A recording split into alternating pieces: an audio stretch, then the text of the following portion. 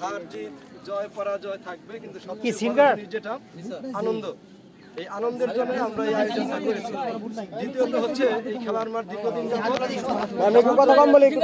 কথা না বলি খেলার মাঠ দীর্ঘদিন যাবত বন্ধ ছিল।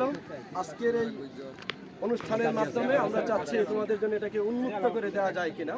সেই জন্য তোমরা যদি সুন্দর পরিবেশে, মনোরম পরিবেশে, খুব আনন্দের সাথে সহযোগিতামূলক আচরণ করে খেলো, তাহলে ভবিষ্যৎ তোমাদের মাঠটা তোমাদের হবে এবং ভালোভাবে খেলতে পারবে। কারণ আজকে আমাদের এই প্রাইমারি আমরা এটা শুরু করেছি যেন তোমরা খেলার সুযোগ পাও, ঠিক আছে? তো আমরা তোমাদের কাছ থেকে সেই আচরণ আশা করি খেলোয়াড় ছিল। আর আমাদের পরিচালক যিনি রেফারি, তিনি তোমাদেরই আমাদেরই, এবং তিনি খুব দক্ষ, অভিজ্ঞ, পারদর্শী। উনি যে সিদ্ধান্ত দিবেন সেই সিদ্ধান্তই চূড়ান্ত।